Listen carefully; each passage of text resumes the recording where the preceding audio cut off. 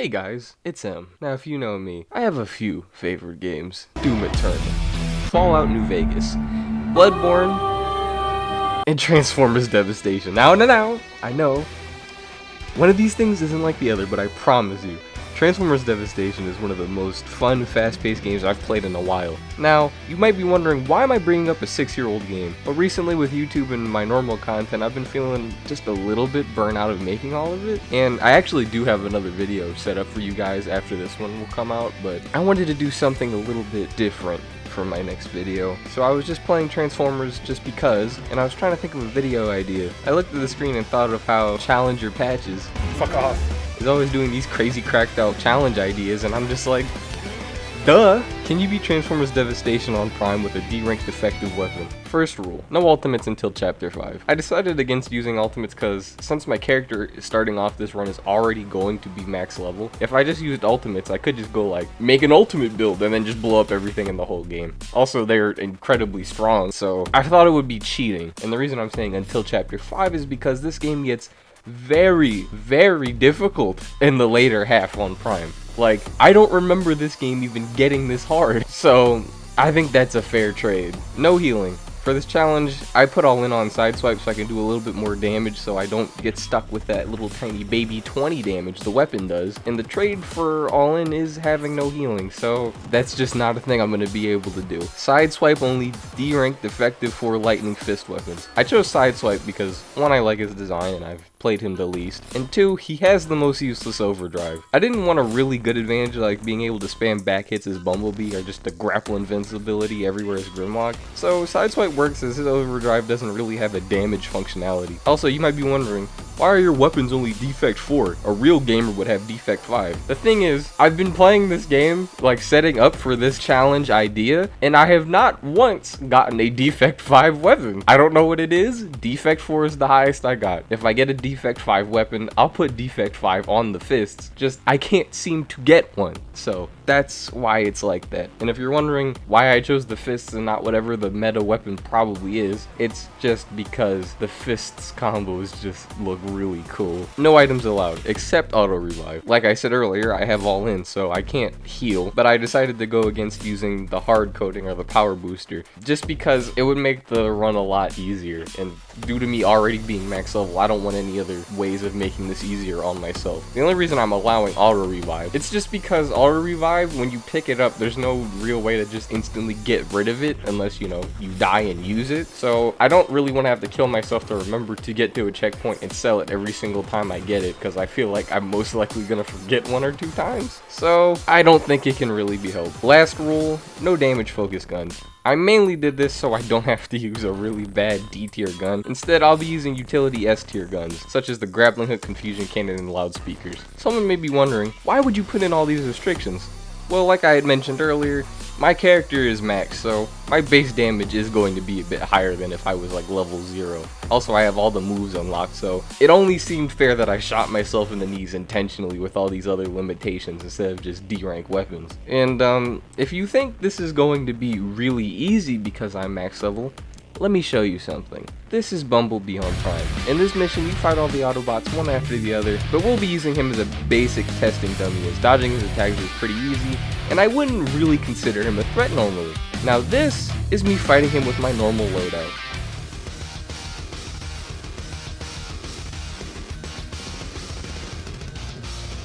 It takes around 40 seconds to beat him with no car changing attacks or shooting him at all.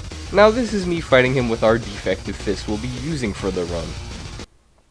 Ooh! Yeah, I'm not gonna have you sit here and watch the whole thing. Just know this took 3 minutes and 30 seconds. Compared to the 40 seconds it would take normally. If that is an example of how rough this is going to be, I don't know what is. And also, just so everyone's aware, on Prime difficulty, you will die from 1 or 2 hits from a boss and about 5 from enemies. In any encounter you have with enemies in this game, it is usually a gank. And with no healing, this simply will not be an easy run.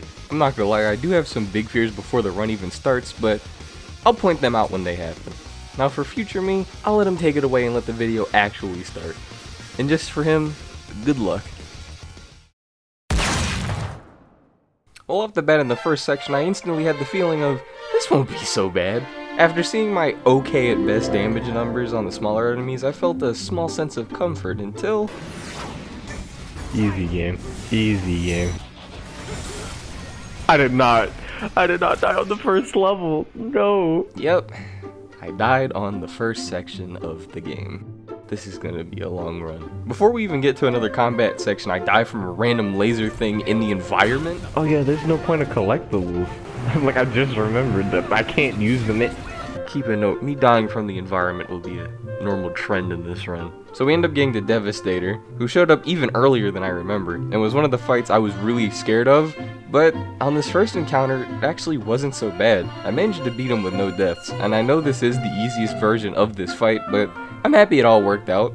It was just casual smooth sailing until my next stupid death all the way at Megatron's shield boss fight, cause I accidentally skimmed the wall in a combo. Bounce him off again. So I beat Megatron on the second attempt, and we end up at the Constructicons. Now, I didn't really expect them to be a threat, and I guess I was right in thinking that, because I got out of all their encounters relatively fine with no deaths. The only annoying gimmick was the two bigger ones don't really flinch, and they have huge health bars, which means I had to wail on them for way longer while their buddies had a good chance of getting shots on me that could kill me. It's good I'm at least decent at the combat in this game, because it really does not seem like I'm decent at anything else. Why am I so fast? Anyways, we reach the end of chapter 1 and we have to fight Devastator again. And it went okay. I end up dying one more time due to him shooting me. Yeah, it didn't. Why does he have a gun? When did he have a blaze? And I never even knew he had a gun. Then I died a second time because of him baiting me to miss 3 times in a row just to knock the taste out of my mouth a few seconds later. After that, we beat Devastator and close out chapter 1 with 7 deaths. Not horrible. If my luck with the environment was better in this game, it probably would have stopped at 5. So at the start of chapter 2, after defeating a few standard enemies and almost dying, we make it to a mine section, and I quickly realized that my guns can't destroy these mines. I waddled around for a bit aimlessly before discovering you can just stand near them and focus dodge to get them out of the way. This isn't great news, as there's a few parts where you're expected to shoot the mines out of the air, but you'll see that soon enough. 2 secret deaths later, my kryptonite apparently, we start breezing through the game until... This is so easy. What? Oh no. Now after a rough start, I surprisingly end up not dying to Sentry Bot. Since I couldn't use my gun a lot, and I can't really hit him with transformation attacks due to his height, I simply ended up jumping up high, punching him a few times, dodging a little laser that he'd shoot out every once in a while, punching him a few more times, repeat. Overall, not too bad. Right afterwards, I end up at the first Insecticon encounter. Now, the small ones aren't too big of an issue, but the bigger ones, they're kind of a problem. Their health bars were a bit chunkier than the small ones that made them just a tad harder to deal with, and we only end up suffering 1 death to them. But even this early, I feel like this marks an upcoming difficulty spike in this game, as the area after this is going to become extremely difficult. Now we enter the Proud Star and run into Soundwave. To be honest, the only thing I remembered about Soundwave before this run was that he pushed you away. Maybe it's the run, or maybe I'm just bad at fighting him in his little cassette tape zoo group, but I ended up suffering 3 deaths to him. For me, I just hope this isn't bad foreshadowing, as this is the easy version of his fight before you fight him later. After he leaves, I get a bit annoyed because I see a collectible that I can't reach because of all the doo-doo guns that I have. And we get to the next combat section. A very scary combat section. Oh no, this part's gonna suck. Normally this section is somewhat difficult due to the enemies that burst through the walls through the pillars around you, in waves. But you would normally have your SS Prime modded drop weapons with you by now, and you'd quickly move through this section. But seeing as I don't have that, this is a serious endurance test. The main issue is Insecticons in this game have a lot of range moves, which leads to you having to dodge a lot more in combos because no matter where you are, you're probably still in lightning range. And due to how many there are in this level, it's really scary having to try to commit to a combo. Along with all that, the floor in this section jitters because of story reasons, which becomes really annoying when you have to jump up to hit someone and the floor decides to push them out of the way or knocks you out of your combo. The worst part by far is if you die in this section, you have to start all 3 waves all over again. But surprisingly, after all the bitching I just did about it, I only ended up dying 1 time. So after that, I do some quick parkour and end up getting ganked by a few bugs and getting killed by this evil ass wall. Let me out. Let me out. Please. Oh my god, I hate this. I hate this little wall. And we reach the turn section, which runs exactly the same no matter what the run is, so we're gonna skip over most of it. Except this one bug who decided to glitch through time and space. Are you... what? Game? This is God? So anyway, we keep moving and we get the shrapnel, we beat him, we get a trophy, and we move forwards. We stomp out Bombshell and somehow end up dying to a wall again. We then reach the Plasma Core, which is the end of Chapter 2, but before you destroy the Plasma Core, you have to fight Kickback and his other two homeboys again. Just like the first time, fighting all three of these chunky dudes with big old health bars was a problem. I did end up dying 2 times before eventually winning, but luckily, there is a checkpoint in the middle of this fight where Kickback has less health. After that, I end up making a new meta-defining strategy for destroying the Plasma Core by accident, and we close out Chapter 2.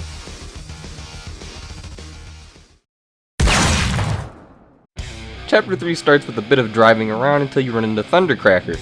I thought he was actually going to be really difficult because you usually have to shoot stuff up at him or try to shoot him himself, but surprisingly he was quite easy. We drive around for a bit more until we run into a combat section with many heavy ground units, which in this run are extremely annoying. It may be even the hardest part of this run, as they take a lot of hits to kill, they're usually surrounded by other enemies, and their attacks have really weird dodge timing. We die once to this section, but we end up watching them later. But this leads into my least favorite section of the whole game. Oh, this is gonna be very hard. Oh no. The top-down section. This is one of the parts that I was the most afraid of, as it is the most irritating areas to fight in. We reach the roadblock and we need some energon to blow this roadblock up. And then my hell begins. You can't fight while holding this energon, and it barely damages enemies, so there's no point of using it as a weapon. I died twice to the ground units before I decided I would just beat them up and put down the energon somewhere else. After that easy little encounter, I get lied to by the game, as they lead me into a false sense of security before deciding to absolutely ass blast me. It may say mission complete, but they lie to you, and the next section stays top down. Now, they spawn 3 heavies, followed by 4 more heavies if you walk too far. I'm gonna save us a lot of time, but just know, this section alone put the death counter for this chapter in double digits. And keep in mind, I only died 3 times before this. So after 30 minutes of brutal torture just to beat this one section, Starscream fights us after we blow up this roadblock, and I surprisingly beat him with no deaths with a little small slither of health from the last section. So I reached the end of the chapter and run into big old Blitzwing. I managed to snag a collectible in this part, and we easily beat the flying section, as this part doesn't change from a regular run. We then get to Blitzwing's normal fight. I easily beat his first phase and begin destroying his second phase until overconfidence gets me destroyed in a 2-hit TOD.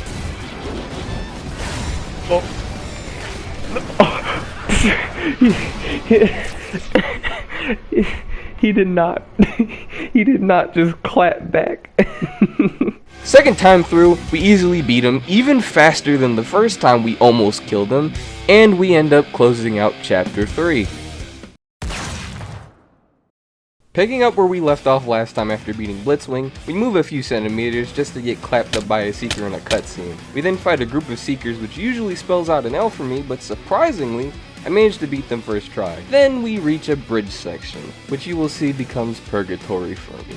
I try to race to the end of the bridge and then die from a heavy unit's huge hitbox. Then, I reach for my phone IRL to tally the death votes, and I didn't hear my auto-revive go off, so I get fucked up for a few seconds before realizing I'm alive, just to get shot down because I had a pip of health left. Second time we drive past everything. I even figure out that my confused shot can destroy mines, and make it to the end of the bridge. But then... No! No! Yup, right after my torture to even get the roadblock open, they do the same thing and put heavy units and Seekers to block the door. The worst part is, since they cut you off from moving forwards, there's a good chance you'll get ganked by everyone you passed, which includes a heavy. So I died because of their weird time attacks at the end of the bridge. The third time, I didn't even reach the heavies because some Seekers decided to beat my ass. And just like the first time I said it, I'm gonna spare you the details, but just so you know,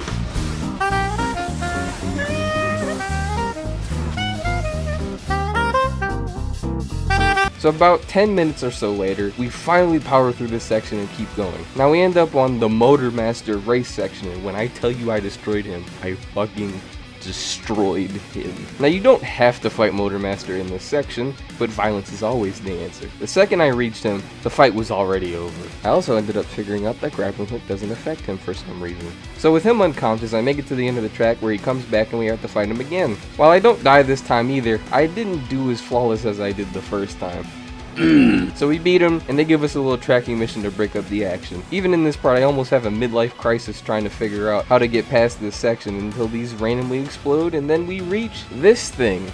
Honestly, I wasn't paying attention to the story. A little cutscene plays out and I skip it, and the second I skip it, I recognize exactly what area I'm at.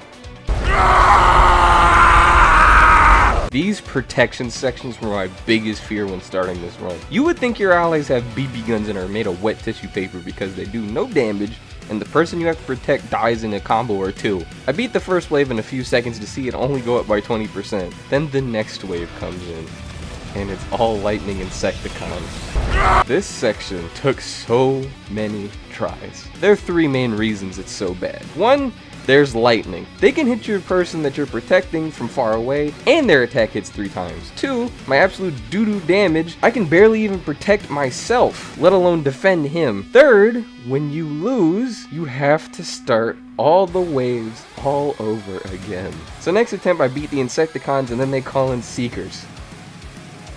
I did not beat those Seekers. They killed both me and Wheeljack at the same time, which somehow caused the game to lock up and freeze until I had to restart the console. Most normal people would have taken a break here, but your boy is in normal. So full of anger and rage, I restart the game and try this section again. And I could reliably get to the Seekers now, but the problem was they can casually snap you out of combos and focus. So whenever I'd start a transformation combo, they'd simply break me out of it. Now after...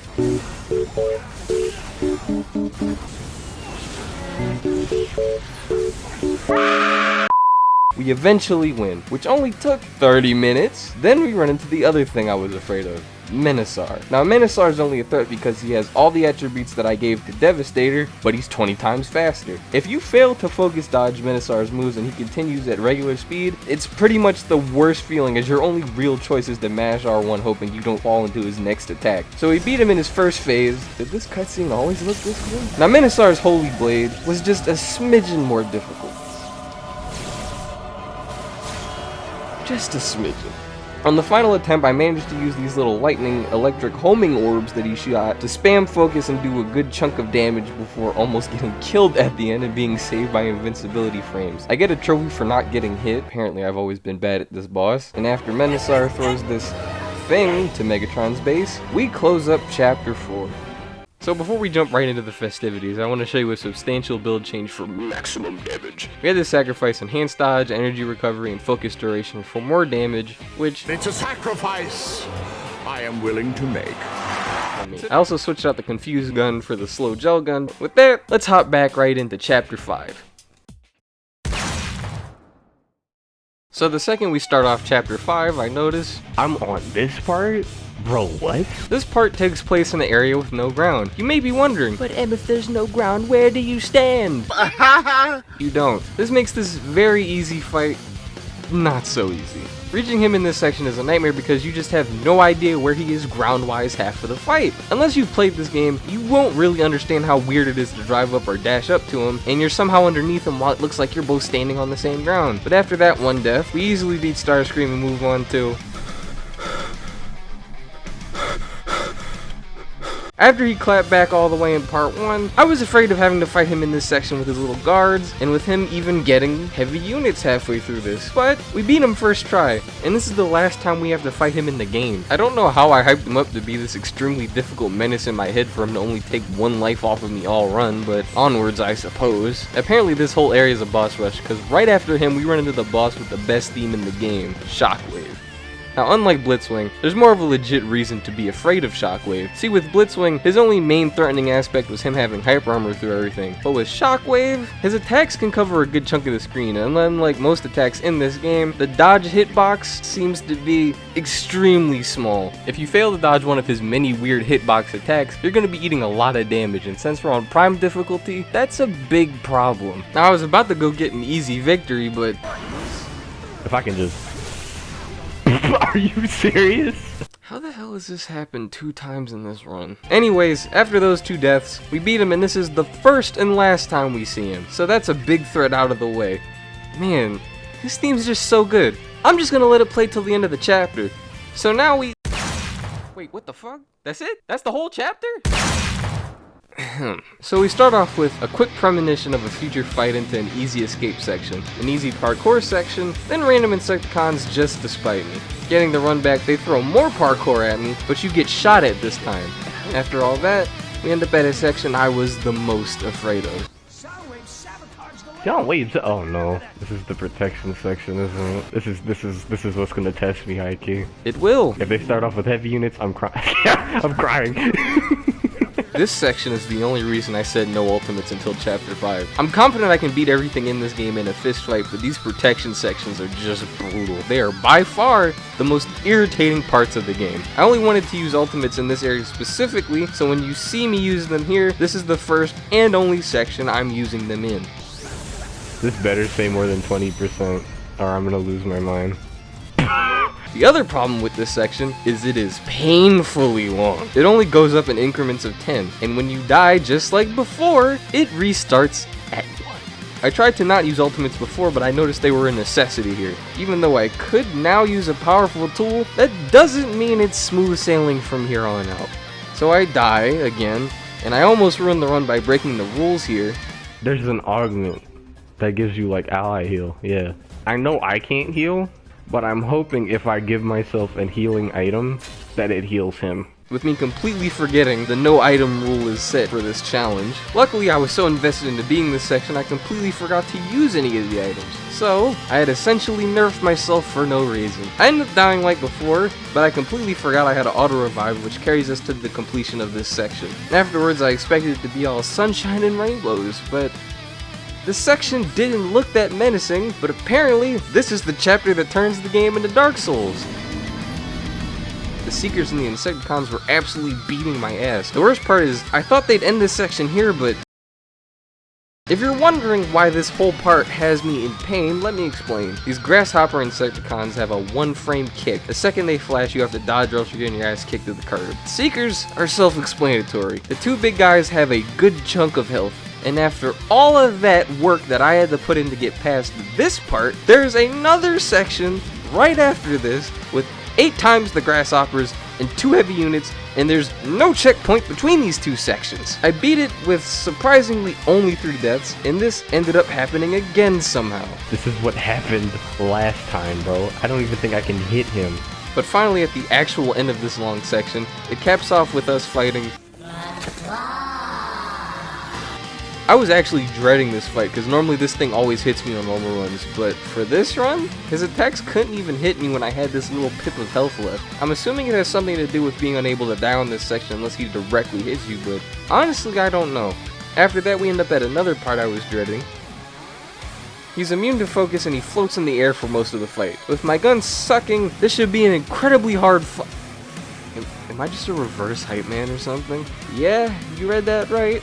We beat him in 34 seconds with no deaths. His health bar is actually surprisingly small, so after a few vehicle attacks he was pretty much dead. We get to another driving section and... Okay, alright. Alright, y'all.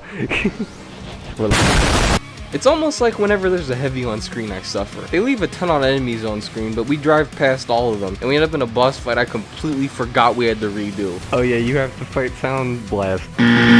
Almost instantly, I'm reminded Soundwave is not an easy boss in this game. I'm not sure why I hyped up Shockwave so much and completely forgot about Soundwave. It may just be because of the challenge, but Soundwave is pretty difficult for the most part. Him being able to control the floor and having his little minions constantly attack you the whole time made this a real problem. This boss probably drove me the most insane so far because of all the things you have to visually process while fighting him. But eventually we defeat him, and we even snag a trophy to close off chapter 6. If I take anything away from this challenge, I'm heavily noting how difficult Soundwave actually is, at least on Prime. I feel like he's been the hardest boss we've had to deal with thus far. The low damage makes it so you can't nuke him like you usually would, and dying from 2 hits from almost anything he does made him a real threat.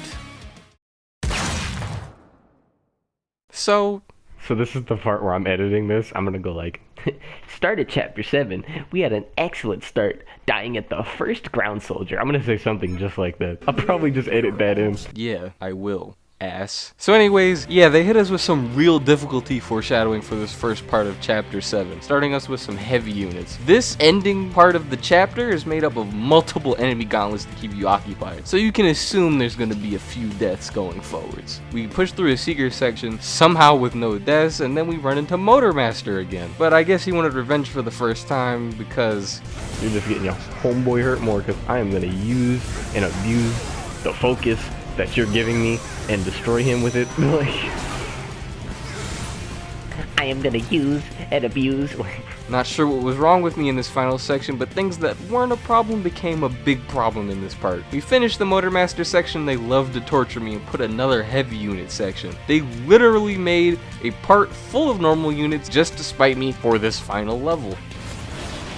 that wasn't even fair. Then the next chunk is just bombshells, which really means all you'd have to do is dodge, right? So obviously, I died. You know we don't have nice things around these parts. The only thing this section helped me realize is that these bugs don't actually have an exploding animation, they just kinda... Definitely in this part, Streamy was starting to feel the length of this section. And for good reason. After the mandatory Seeker death, we run into both Thundercracker and Skywarp. If you've noticed, both of these bosses are Seekers, so it wouldn't be that much of a stretch if I told you. Shit. It's only funny because these two aren't even difficult. This whole run I've just been suffering deaths to Seekers. So after beating Skywarp and Thundercracker growling at me, Homeboy did not just growl at me, bro. we beat the both of them. And after all that suffering, we can see Megatron. This is it. It's time to close out the You said I have to fight all the Insecticons? Constructicons? Okay, to be honest, this section was honestly pretty brutal. It may have been the most difficult section all run. It's not that the Constructicons themselves are an Avenger level threat, but they all have quite high HP, and if your companions die, all of them will attack you at the same time. This section took a lot of deaths. So many where it took 20 to 30 minutes for me to get past it. For the sake of time, I'm going to cut it down for you guys, but just so you know, Mixmaster is the main threat this entire section. You may be asking, why him? What's he matter for? Well, his little goop puddles can't be focus dodged past when they're on the ground. They don't have clear indicators when he fires them due to how many enemies are on the screen. When you fight him, he can simply run away and put them on the ground. If you follow him, there's a chance you might run into one of his attacks. So, yeah, let's save time with another death montage.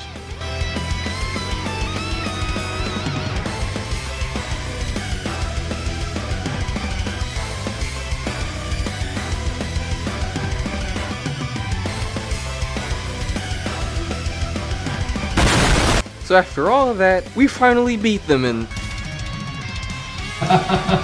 No. Yeah, they turn into Devastator on the spot. When I said this is the hardest section in the game, I was not joking. We fight him for a bit with no deaths and without getting hit for his entire first phase, and then we get to the part I was the most afraid of.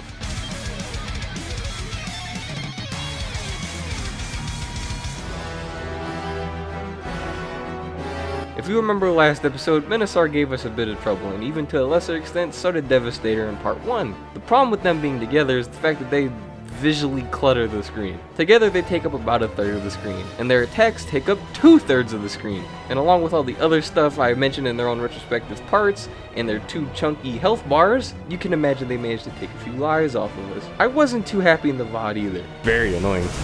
Like, can anyone visually tell what's happening right here? And my thoughts haven't changed 2 days after filming it either. We clutch out beating Devastator, and we're just left with Menasar. After beating Devastator, it's a lot more manageable fighting Menasar, but in the back of my mind I was terrified Devastator's death wasn't an actual checkpoint, so I really didn't want to fail. Luckily, we don't even have to worry about it as we deal with him. The Constructicons definitely tested my sanity, and in comparison to that, Devastator and Menasar weren't even that bad.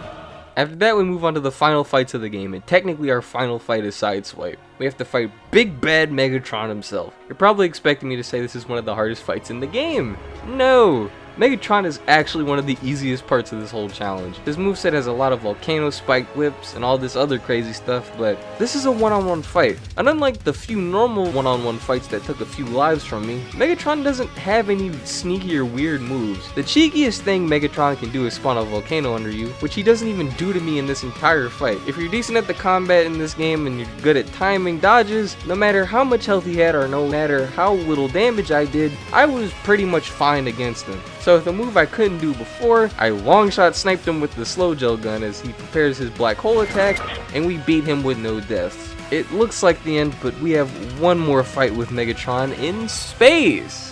This part's almost exactly identical to the first fight, but we're in another wacky wonky space section, just like with Starscream at the start of this video. Megatron loses access to his volcanoes, and all of a sudden, I'm Optimus. Since I said I'd only win as Sideswipe, I decided against using Optimus's overdrive, which I did accidentally press once, but it didn't hit Megatron, and I die anyways because I pressed the wrong button again. Next fight starts off pretty bad, and I end up dying again. This is where you'd probably expect me to start listing off why this fight's hard like I've been doing this whole run, but really, the main problem is the lack of ground in my muscle memory making me want to press L1 after every single combo. Long story short, I knew this was the end of the road, and my brain was acting kinda lazy. So on my serious attempt, I noticed either Megatron has way less health or Optimus hits like, well, a truck. We end up beating him up real easily, and we cruise through the fight literally taking no damage and kicking him into the final cutscene where Optimus socks Megatron and we officially end the story mode.